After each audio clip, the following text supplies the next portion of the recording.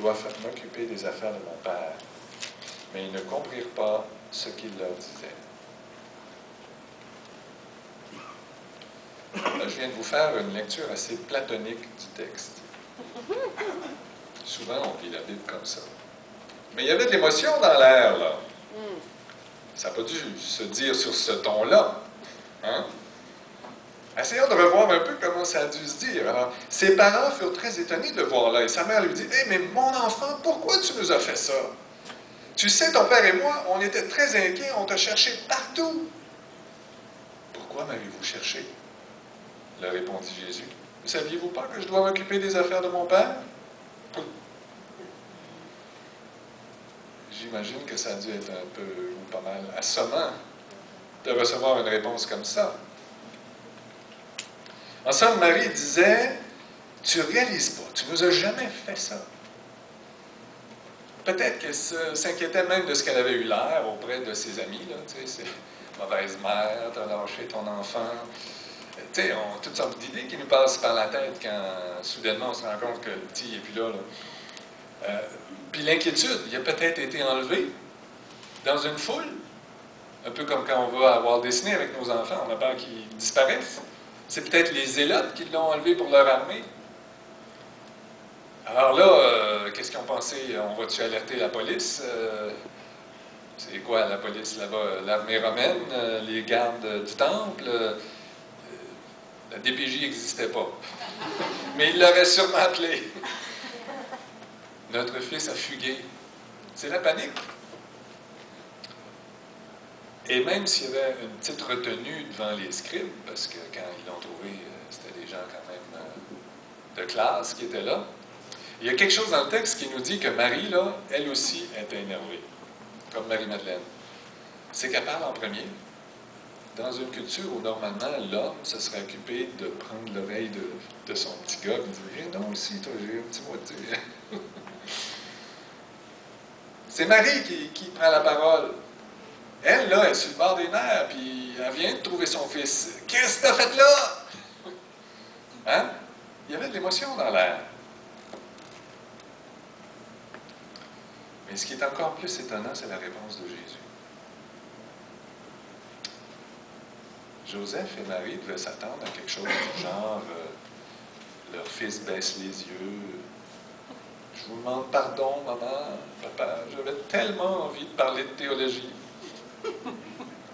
Ou encore, c'est pas moi, c'est lui qui a commencé, et puis là, j'ai pas vu le temps passer. Genre une réponse d'ado, tu sais.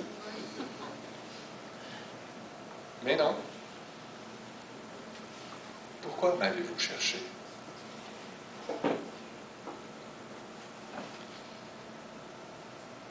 On peut faire un clic sur la diapo. Donc, le premier aspect de son enseignement, c'est pourquoi m'avez-vous cherché? Un autre clic.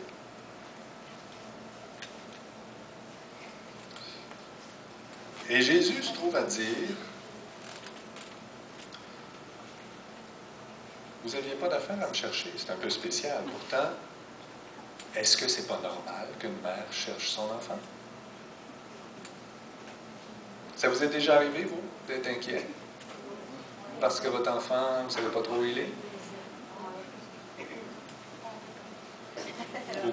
Ou plusieurs fois? Ou que votre mère a été inquiète pour vous?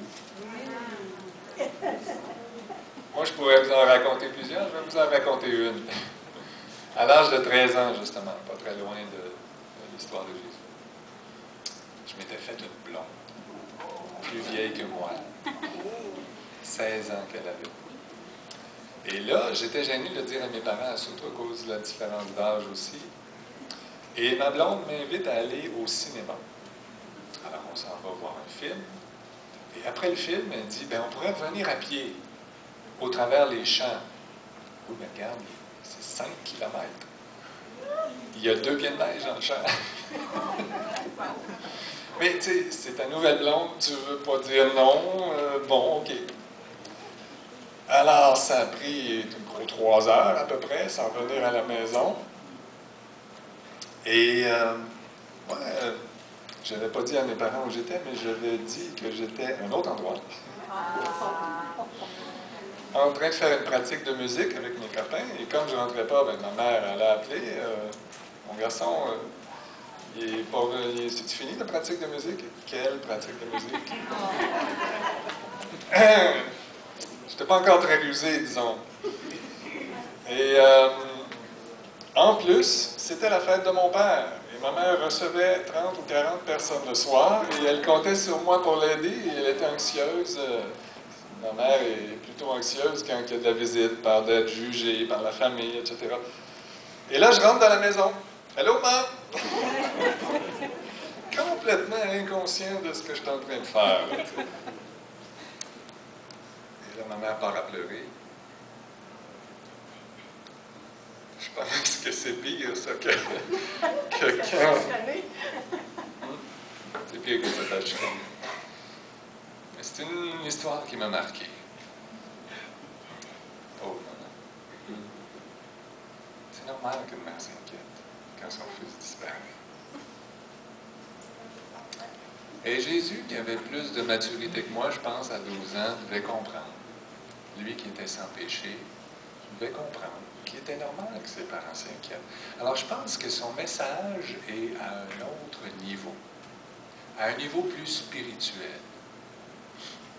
Il n'est pas en train de nous dire, vous n'avez pas d'affaire à vous inquiéter pour vos enfants qui disparaissent. Il est en train de passer un message qui est celui-là. Il est impossible que Dieu disparaisse. Inquiète-toi pas, Dieu ne peut pas mourir.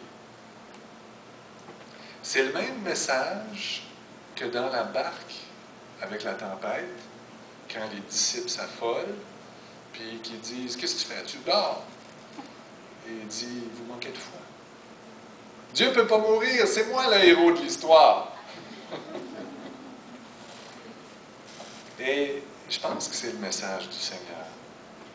Il se peut que dans notre vie, on s'éloigne du Seigneur. Il se peut qu'on l'attriste, que son esprit s'éloigne.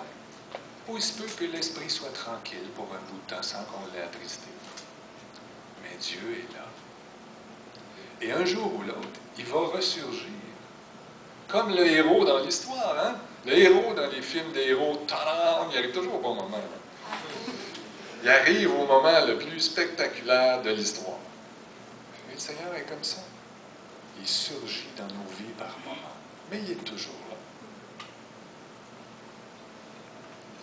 Emmanuel, Dieu avec nous. Est-ce qu'on ne peut pas se réjouir de ça? Hein? De la présence de Dieu dans nos vies. La nouvelle alliance, c'est justement qu'il y a une permanence de sa présence. Le deuxième point que je vois dans son message, c'est que, on peut passer un autre clic, il dit « Ne saviez-vous pas que je dois m'occuper des affaires de mon Père? » Ne saviez-vous pas? Il y a une question de se souvenir ici. Souviens-toi des œuvres de Dieu et des prophéties.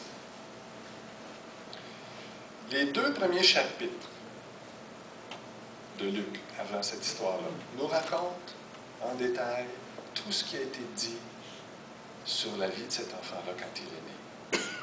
Il y a eu des anges apparus au père de Jean-Baptiste. Le père de Jean-Baptiste a prophétisé sur ce que serait son fils, mais la mission de son fils, c'était par rapport à Jésus. Il y a eu des anges apparus à Marie. Marie s'est fait carrément dire, regarde, tu deviens enceinte, c'est pas par un homme. Et ce bébé-là, qui est un bébé miraculeux dans ton ventre, est le Fils de Dieu. Elle savait, là, c'était noir sur blanc. Il y a eu les bergers qui, eux autres aussi, ont eu des anges et qui sont venus dans la crèche. Il y a eu les mages qui ont suivi une étoile de façon... c'est un signe cosmique spécial, là. Même les étoiles ont bougé pour la naissance de Dieu. Et ces gens-là sont venus dans la crèche. Il y a eu des prophètes dans le temple le jour de la circoncision, Siméon et Anne. Toutes ces choses-là sont racontées dans Luc 2, et il nous est dit dans Matthieu que Marie repassait ces choses-là dans son cœur. Mais à un moment donné ou l'autre, elle a perdu ça de vue. Et Joseph aussi. la popote, les couches, vous comprenez, la naissance des autres enfants, la routine s'installe. Puis Jésus est le petit gars tranquille qui vient toujours l'aider, qui ne fait pas de trouble. On oublie bien plus les enfants qui ne font pas de